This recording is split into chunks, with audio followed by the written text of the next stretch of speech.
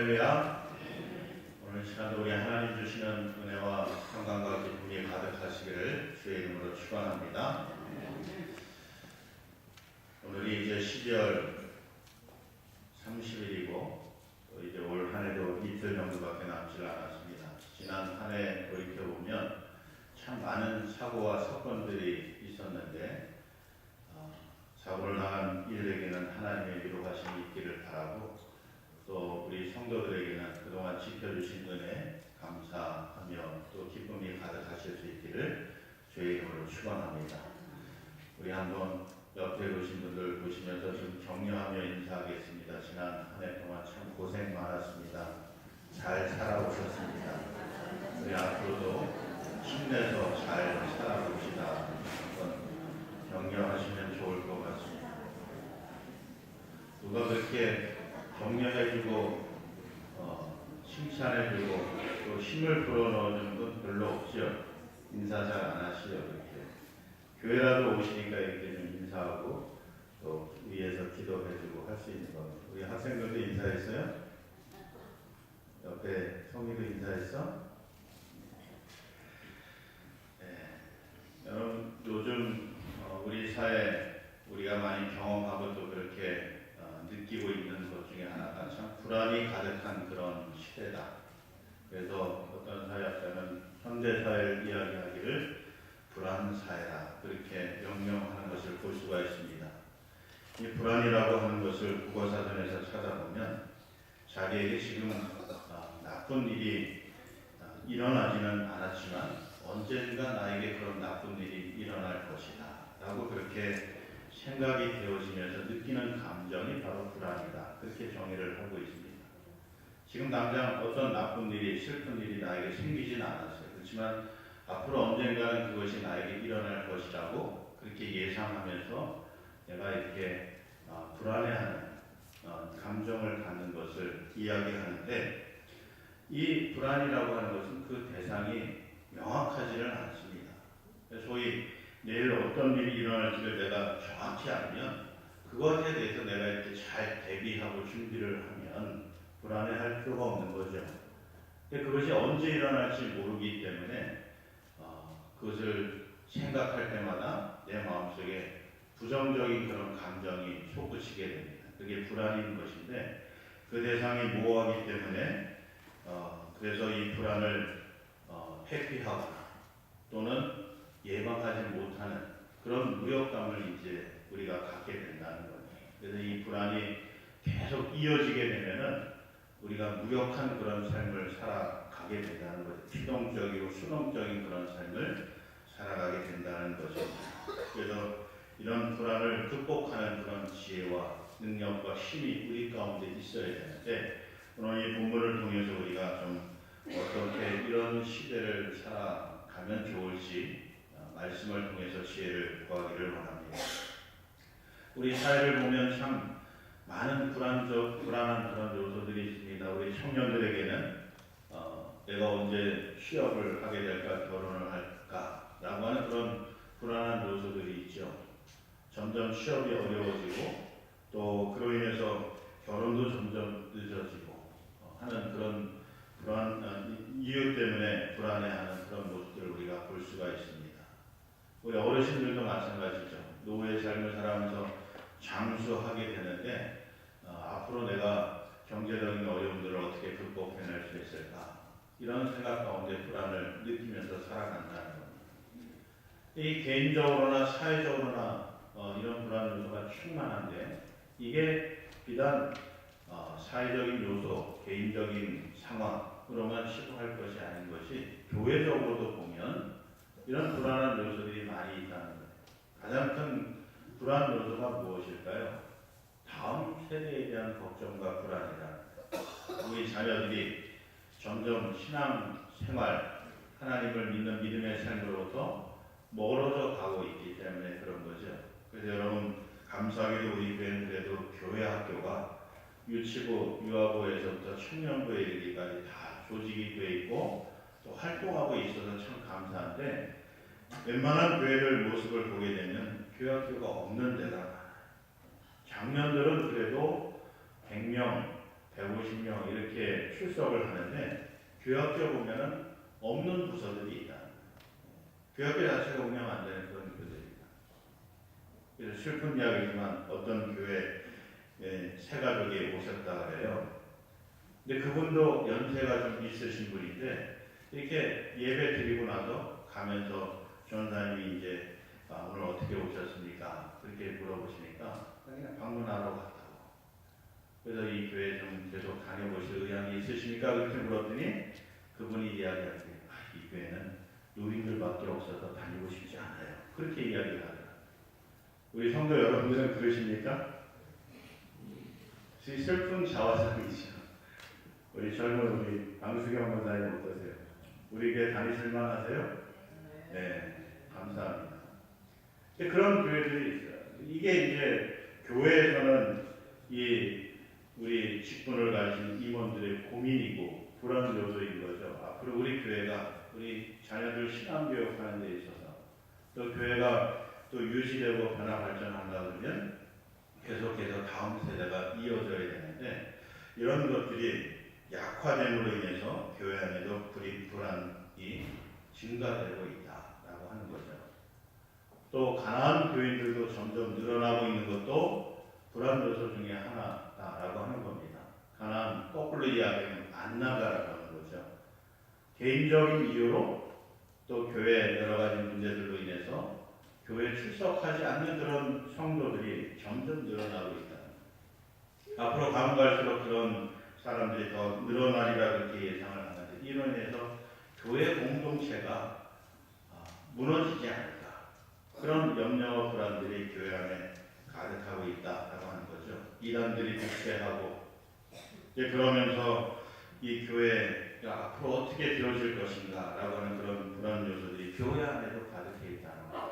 우리 신앙의 삶도 마찬가지입니다. 우리가 주님과 함께 동행하며 살아가고 있지만 또 이 사회에서 느끼는 그런 불안 요소들, 교회적으로 느끼는 그런 불안 요소들이 다 끌어안고서 내가 어떻게 이 신앙의 삶을 이 사회 가운데, 삶 가운데서 이어갈 수 있을까, 잘할 수 있을까 이런 생각들로 인해서 불안을 느끼고 있는데 그런 가운데 오늘 주시는 말씀을 통해서 평안을 되찾으시고 또 새 힘을 얻으시고 승리하는 믿음의 삶을 살아가시는 저와 여러분 되시길 주의 이름으로 축원합니다.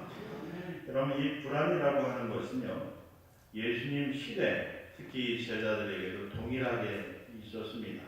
좀 유형이 조금 다르지만 제자들도 불안하기는 마찬가지입니다. 특별히 오늘 본문 전후의 말씀을 통해서 보면 예수님께서 내가 이제 얼마 후에 내 제자 중에서 한 사람이 나를 배신해서 나를 팔고 내가 십자가에 달려서 죽을 것이다. 이렇게 말씀을 하십니다. 그래서 그 이야기를 이 제자들이 듣는데 어느 누구도 평안한 사람이 없어요. 다 불안하죠. 그럴 수밖에 없는 것이 이 제자들이 나이는 들었지만 그래도 자기의 인생을 평생을 책임져 주시고 이끌어 주시고 보호자 되시고 가르쳐 주시고 사실 그런 스승이자 보호자 역할을 하셨던 예수님께서 이제 그들을 떠나서 아버지 계시는 하늘나라로 가시겠다고 말씀을 하시니까 이 분리로 인해서 오는 불안을 이 제자들이 느꼈다는 거예요. 불안해하고 예수님이 그 모습을 보셨어요. 그렇기 때문에 오늘 이 본문 말씀도 그들에게 하신 건 아니겠어요? 자, 그러면서 또 이 제자들이 어떤 불안을 느꼈느냐 하면 이 제자들은 사실은 그 모든 것을 다 내려놓고 예수님을 쫓아왔잖아요. 예수님은 사실 제자들 그렇게 부르신 이유가 그냥 이 세상에서 잘 먹고 잘 사는 것을 위해서 부르신 것이 아니라 정말 인생에 있어서 가치 있고 의미 있는 한 영혼을 구원하는 이 삶을 위해서 제자들을 부르신 거거든요. 근데 이 제자들이 그러한 예수님의 부르심을 지금까지는 그렇게 제대로 잘 깨닫고 있지를 못한 것 같아요. 적어도 우리가 사도행전까지의 말씀을 이어서 보면 예수님이 죽으셨다가 부활하셔서 하늘로 승천하신 다음에 성령 충만하게 되어지면서 그때서 비로소 이제 자신들의 사명을 깨닫는 거예요. 아, 주님이 이래서 우리를 부르셨구나. 그래서 그때부터 담대함을 얻고 깨우침을 받고 그것을 가지고 세상에 나와서 복음을 전하면서 많은 영혼들을 구원하는 그런 역사에 쓰임받는 그런 기독교 역사를 우리가 볼 수가 있는데, 오늘 이 본문에서의 이 제자들의 상황을 놓고 보면 그 정도까지는 아직 못 나가 있어요. 이 제자들은 지금 상태가 어떤 상태냐면, 예수님으로 인해서 새 나라가 건설이 되어지면 예수님이 왕이 되신다 그러면, 오늘날로 이야기하면 대통령이 되신다면 우리가 그래도 적어도 12명의 제자가 장관직을 하나씩은 맡고 있지는 않을까, 그런 생각을 이제 가지고 있었던 거죠. 그래서 우리가 3년 동안, 아니 그 이상이라도 예수님이 이 나라를 건설할 때까지 열심히 수고하고 했으면 나중에 예수님이 우리가 그 자리를 주시지 않을까, 그런 기대감을 가지고 예수님을 쫓아갔던 거예요. 근데 그런 예수님께서 갑자기 떠나시겠다 그러고 죽으시겠다 그러고 말씀을 그렇게 하시니까 이 제자들이 멘붕이 온 거죠. 소위 요즘 아이들 이야기로 멘붕이 온 거예요. 정신이 없는 거예요. 이미 모든 삶을 다 내려놨어요. 가족도 떠나왔어요. 오직 주님이 성공하시지만 자기들도 성공할 수 있는데, 그 주님께서 이 세상의 성공을 내려놓으시고 다 그만두시겠다고 하니까 이 제자들이 멘붕이다. 어떻게 살아야 되나. 불안이 급습하게 된 거죠. 그런 상황에서 예수님께서 오늘 본문 27절에서 그렇게 말씀하시는 겁니다. 평안을 너희에게 끼치노니 곧 나의 평안을 너희에게 주노라. 내가 너희에게 주는 것은 세상이 주는 것과 같지 아니하니라. 너희는 마음에 근심하지도 말고 두려워하지 말아라 라고 말씀하십니다. 자, 근데요, 여러분, 제자들도 불안했지만 사실 예수님 입장에서 한번 생각해 보세요. 누가 더 불안했을까요? 오히려 이 제자들보다도 저는 예수님이 더 불안한 상황 가운데 놓여 있었다고 생각이 됩니다. 여러분 생각해 보세요. 예수님 이제 며칠 있으면 붙잡히셔가지고 십자가에 달려 죽으셔야 돼요. 우리가 겟세마네 동산에서 예수님께서 밤이 새도록 땀이 피가 되도록 기도하시는 모습 우리가 볼 수 있잖아요. 그만큼 고민하셨어요. 그래서 하나님께 기도하기를 이 잔을 내게서 피해갈 수 있도록 해주시면 좋겠다고 이야기하잖아요. 그렇지만 마지막으로 하나님께서 원하시는 이 잔을 마시겠다, 십자가를 지시겠다, 그렇게 결론을 내리시지만 그 과정을 통해서 보면 예수님이 얼마나 불안해하셨을까라고 하는 걸 우리가 조금 엿볼 수 있잖아요.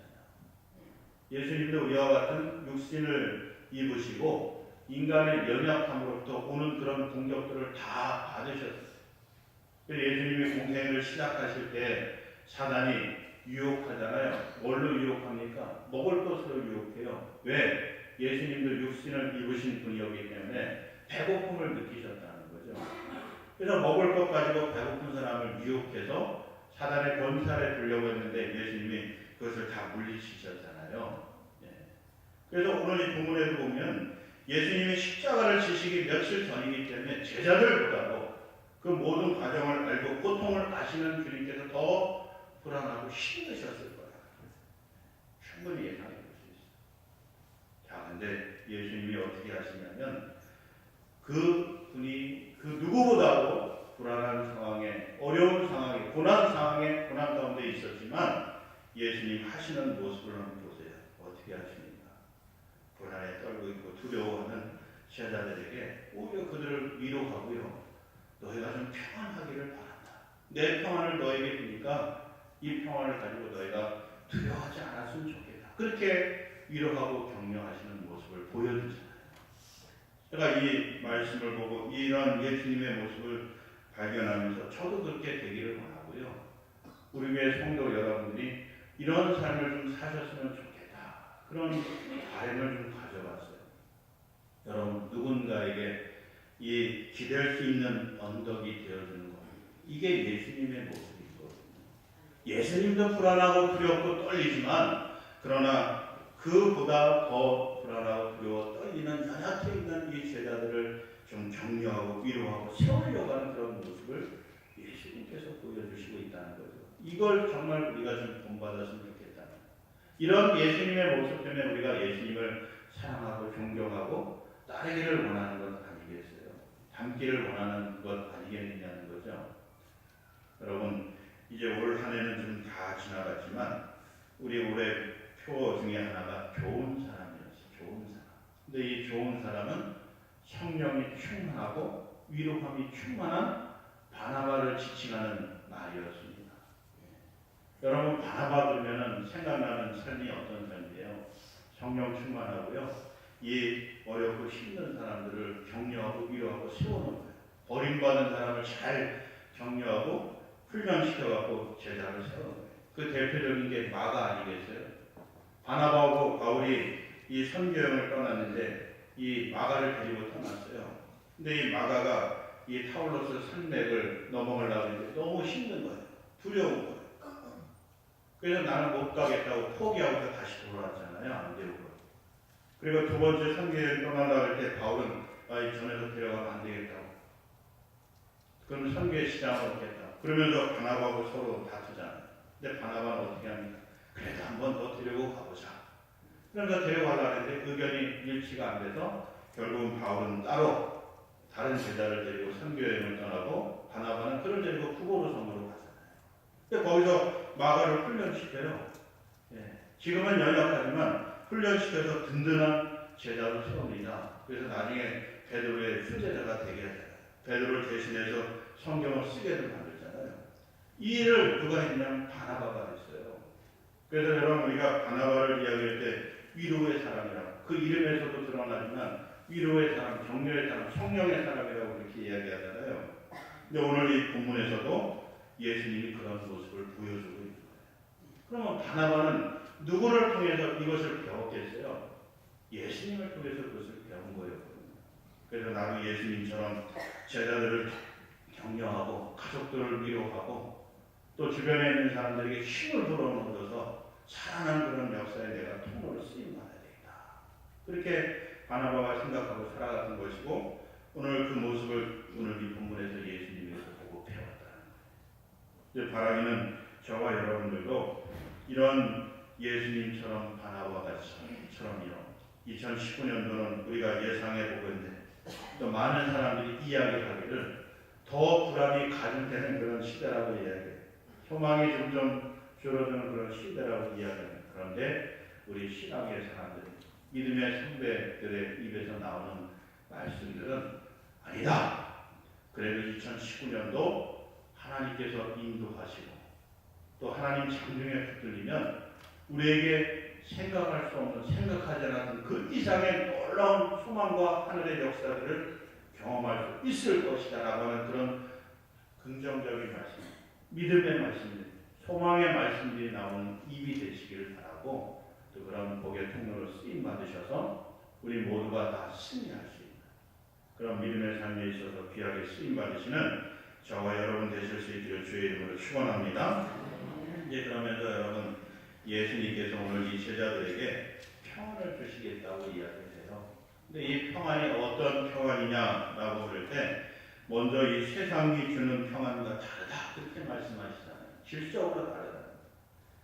그럼 우리가 세상 가운데서 평안을 얻으려고 하면 어떻게 평안을 얻을 수 있냐면 내가 노력하고 수고하고 땀 흘려서 이 평안을 얻을 수 있는 거예요. 세상이 주는 평안은 그래요.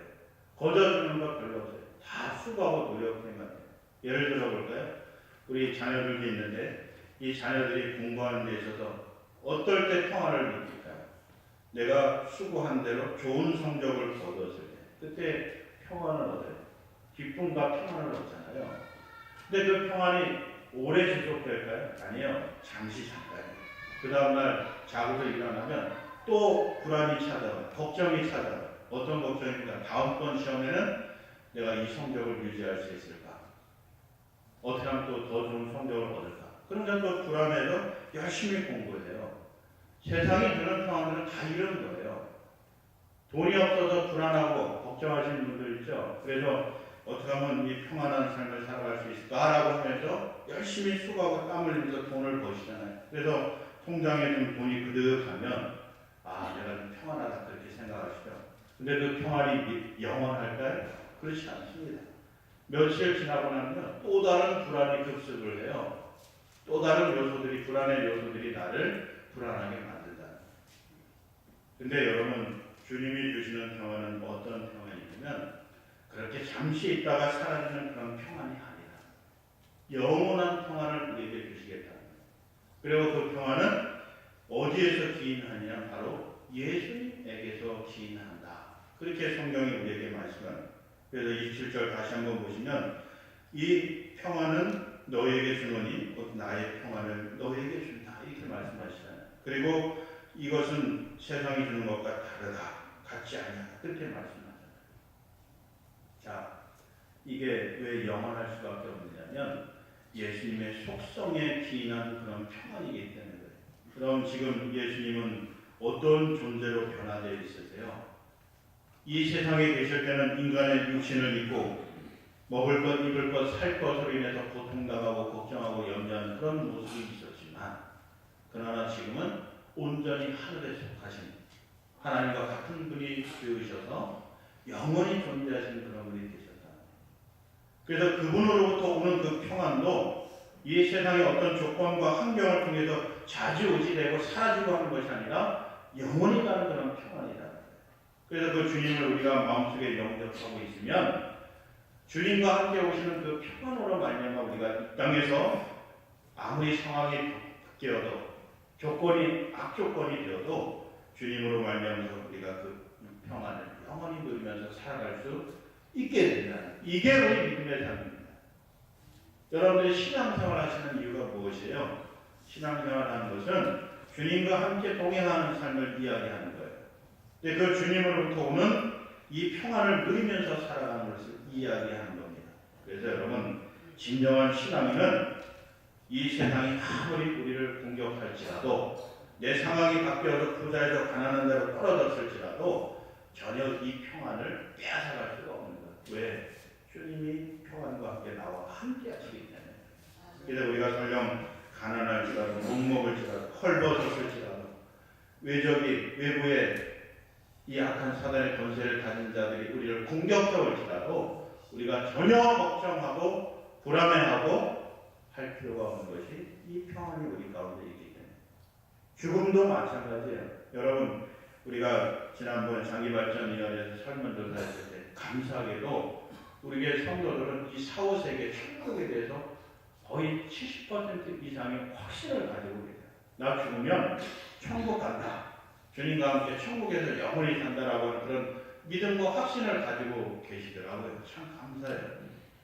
여러분, 이 믿음으로 말미암아서 우리가 이 세상에 어떤 죽음의 권세가 나를 공격해 올지라도 내가 두려워할 필요가 뭐가 있어요? 왜? 죽어도 나는 천국 가기 때문에. 그런 믿음과 확신이 있기 때문에 두려울 것이 없는 거예요. 물론 여러분 돈이 없어서 건강이 안 좋아서 좀 불편한 부분들이 있어요. 병들고 다치고 그러면 좀 아프잖아요. 근데 그래도 그 가운데서 우리가 평안을 누릴 수 있어요. 왜? 주님이 은혜를 베풀어 주셔서 그 질병을 치료해 주시는 은혜를 주실 수도 있고, 설령 그리 아니하실지라도 내가 그 질병으로 인해서 죽는다 할지라도 영원히 고통이 없고 사망이 없는 이 천국에서 영원한 평안을 누리면서 살아갈 것이기 때문에 그런 거예요. 그래서 이 초대교회 성도들을 보면, 주님을 영접하고 살아갔던 그 성도들을 보면요, 이 세상에 어떤 사람이 총으로, 죄송합니다, 그때는 총이 없었죠, 칼로, 창으로, 도끼로 아무리 생명을 위협한다 그럴지라도 그 앞에서 담대하고 평온하게 그것을 맞이하는 모습을 우리가 볼 수 있잖아요. 왜 그래요? 왜 그 사자굴 앞에서도 다니엘이 평온하게 그 속에 뛰어듭니까? 왜? 주께서 지켜주시고 그리 아니하실지라도 주께서 영원한 천국의 삶으로 인도해 줄 것을 믿기 때문에 오늘 이 본문을 내서 제자들에게 주시겠다는 평안이 바로 그런 평안이에요. 오늘 시간 저와 여러분에게 주시겠다는 평안도 이런 평안을 이야기하는 것입니다. 이게 세상이 주는 평안하고 질적으로 다른 그런 평안이라고 하는 거죠. 그러면서 여러분, 이 세상에서 주는 평안은 우리가 노력해야지만 얻을 수 있는 그런 평안이에요. 학생들은 열심히 공부해야지만 좋은 성적을 얻어서 평안을 얻어요. 우리 어른들은 열심히 수고하고 땀 흘려서 돈을 벌어야지만 평안을 얻어요. 그러나 주님이 주시는 평안은 우리가 그렇게 수고하지 않아도 돼. 노력하지 않아도 돼. 다만 우리가 마음으로 주님을 영접하기만 하면 됩니다. 주님께서 주신 이 평안을 주신다는 것을 믿기만 하면 돼요. 그러면 우리 속에서 알 수 없는 이 주님의 평안이 가득하게 되어져서 우리가 아무리 세상이 변하고 시끄럽고 불안한다 할지라도 편하게 믿음과 삶을 살아갈 수 있게 된다는 거예요. 저는 바라기는 또 축복하기를 오늘 시간 이 주님이 주시는 이 평안이 저와 여러분 가운데 충만하시기를 주의 이름으로 축원합니다. 우리 옆에 계신 분들과도 그렇게 인사하겠습니다. 주님의 평안이 당신에게 가득하시기를 기도합니다. 이렇게 한번 인사하시길 바랍니다. 여러분이 아멘으로 화답하시면 주님의 그 평안이 가득하게 되어지는 거예요. 자, 근데 때때로 우리가 그러면서도 또 불안해할 때가 있잖아요. 불안할 때가 있어요. 걱정과 근심이 찾아올 때가 있습니다. 그래서 우리 가운데 이 주님이 주신 이 평안을 어떻게 오랫동안 영원히 지속해 갈까? 그 방법을 우리가 고민해 볼 때 오늘 이 성경을 통해서 우리가 해답을 얻을 수 있는데 26절 말씀 우리 한 목소리로 함께 읽어보겠습니다. 시작. 보혜사 곧 아버지께서 내 이름으로 보내실 성령 그가 너희에게 모든 것을 가르치고 내가 너희에게 말한 모든 것을 생각나게 하리라. 여러분 이 성령 보혜사 되시는 분이 우리로 하여금 주님의 말씀을 기억하게 하고 주님의 이 평강을 생각나게 해주시면 우리가 영원히 이 평안을 누리면서 살아갈 수 있게 된다. 여러분 왜 우리가 이 평안을 잃어버리고 걱정 근심에 다시 빠지게 되느냐면 주님의 이 약속을 잊어버리고 살아가기 때문에 그런 거예요. 주님이 우리로부터 멀어져 있다고 생각하면서 믿음 없이 살아가기 때문에 그런 거예요. 그럴 때마다 여러분 사단이 그 틈을 타고서 우리에게 걱정과 근심의 씨앗을 심어서 우리로 하여금 불안한 삶을 살아가게 만든다는 거예요. 이것으로부터 우리가 막을 수 있는 방법이 무엇이냐? 성령 충만하면 돼요. 성령 충만해서 그 성령이 우리로 하여금 날마다 깨닫게 해주시는 거예요. 주님 말씀을 기억하게 해줍니다. 여러분 이 제자들이 왜 불안해하고 있어요? 그 주님이 그들로부터 멀어져 가실 것이기 때문에 그런 거예요. 주님으로부터 떨어져 있을 것이기 때문에 그런 거예요. 그런 미래를 생각해 봤을 때 주님이 없는 삶이라는 것은 불안한 삶이기 때문에 그런 거예요. 그래서 주님이 함께 계시다는 것을 이 제자들이 깨닫게 되었을 때 그때서 비로소 평강을 누리게 되고 힘을 얻어갖고 세상에 나가서 그 모든 사단의 권세와 싸워서 승리하는 그런 삶을 살아가지 않습니다. 그때가 언제예요? 성령 충만할 때였어요. 마가야를 통해서 기도하면서 성령 충만함을 받고 담대해서 그 문을 떨치고 나와서 세상을 향해 담대하게 복음을 전하는 그런 제자들이 되었다는 거죠. 오늘 이 시대도 마찬가지입니다. 주님이 주신 이 평안함을 우리가 영원히 누리기를 원하신다면 성령 충만하시면 돼요. 기도하시면서 말씀을 듣는 가운데 이 성령의 은혜가 우리 가운데 충만해져서 모든 불안한 요소들을 다 물리치시고 승리하는 믿음의 삶을 살아가시는 저와 여러분 되시길 주의 이름으로 축원합니다. 그래서 우리 다시 한번 인사하시면 이제 2019년 한 해는 성령 충만하시기를 바랍니다. 라고 인사하시는 거죠. 2019년 한 해는 성령 충만한 한 해가 되셔서 여러분이 정말 진정으로 하나님 주시는 평안을 누리시면서 살아가시는 복 있는 한 해가 되시길 주의 이름으로 축원합니다. 이 시간 우리 함께 찬양을 좀 같이 불러봤으면 좋겠습니다. 제가 찬양을 잘 못해서 이 찬양을 잘 안 불렀는데 오늘 한 해를 마감하면서 그리고 새해를 준비하면서 주님 주시는 평안이 우리 가운데 가득하기를 바라는 마음으로 이 찬양을 함께 불렀으면 좋겠습니다. 평안을 너에게 주노라.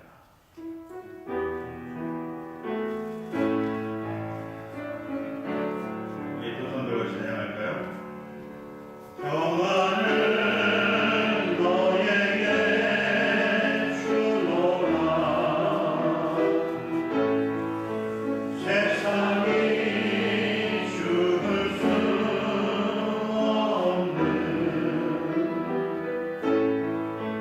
세상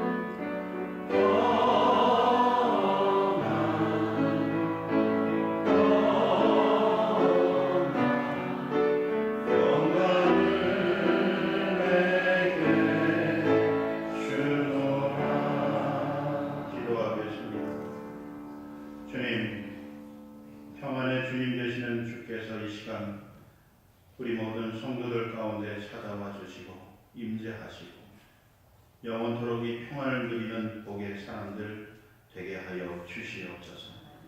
주님 주시는 이 평안을 알지 못하는 이들에게 전파하는 복의 통로가 되게 하셔서 온 누리의 모든 사람들이 평안 가운데 사랑의 사도들이 되게 하시고 하나님의 영광을 드러내며 예배하는 백성들 되게 하여 주시옵소서. 예수님으로 기도드립니다.